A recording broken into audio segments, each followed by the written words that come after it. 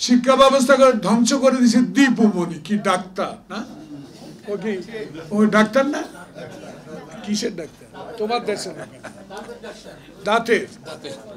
শিক্ষা ব্যবস্থাতে যে দুর্নীতিটা শেখ মুজিব হাসিনা এরশাদ শুরু করে দিয়েছিল, গণতন্ত্রকে যেভাবে হত্যা করেছিল, শিক্ষা ব্যবস্থাকেও তারা তিনজন সম্পূর্ণ ধ্বংস করে দিয়েছে। 28 তারিখে সরকার কি দিবে? এত কমিশন হলো, একটা শিক্ষা কমিশন হওয়া দরকার। আমার মনে একটা শিক্ষা কমিশন হওয়া দরকার, যেটা মিলন সাহেব আমার চেয়ে অনেক ভালো বলতে পারবে, যেহেতু অভিজ্ঞ, সে আমার বয়সের ছোট হলে অনেক অভিজ্ঞ।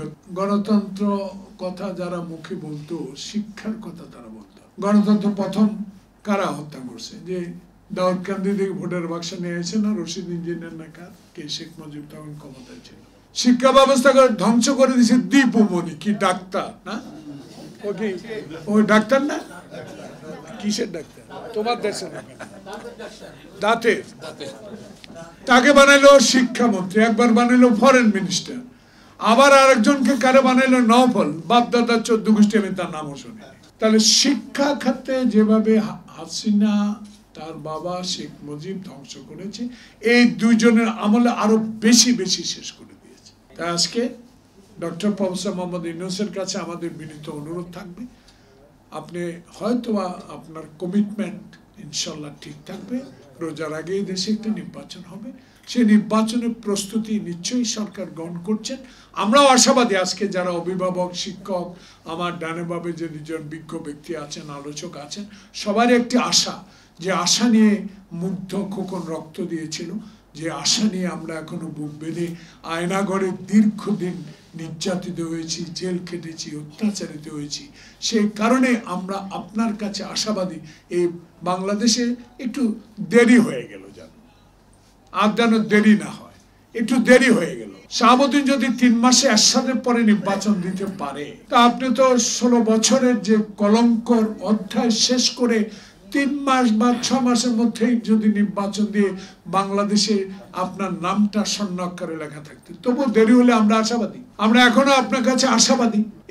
এই অবস্থাগুলো যারা আজকে আজমিরে আপা বলেছেন বা মিলন বলেছেন, সবক আলোচনা বলেছেন, অভিভাবক বলেছেন, এই সব বিষয় সিদ্ধান্ত নেবে কে? জনপ্রতিনিধি। এটা পার্লামেন্ট হবে, যে দল বেশি ভোট পাবে, বেশি সংখ্যক এমপি পাবে, তারাই সরকার গঠন করবে। তো আমরা আশাবাদী, যেমন আমরা 16 বছর রাস্তায় ছিলাম, আন্দোলন করেছি, মানুষের কথা বলেছি, বিদ্যুতের দাম কেন বাড়লো প্রতিবাদ করেছি, দ্রব্যমূল্যের দাম কেন বাড়লো আমরা প্রতিবাদ করেছি। সেই প্রতিবাদের কারণে আমাদের যে অবদান, আমাদের নেতা তারেক রহমানের যে অবদান ছিল, 10,000 কিলোমিটার দূরে থাকার পরও তার অবদানকে কেউ অস্বীকার করতে পারবেন না। এখন আমরা শুনি কেউ 300 সিট পাবে, কেউ 200 সিট পাবে, কেউ কেউ মনে করছেন, সন্দেহ প্রকাশ করছেন যে নতুন দলের আরো শক্তিশালী না হওয়া পর্যন্ত নির্বাচন হবে না।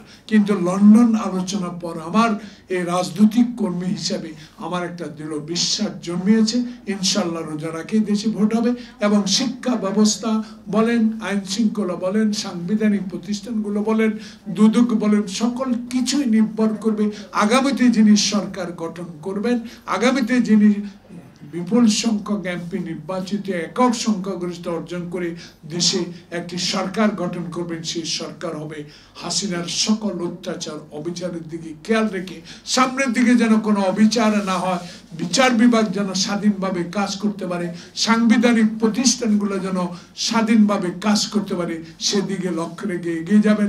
এই ভরসা, এই আশা আমাদের আছে।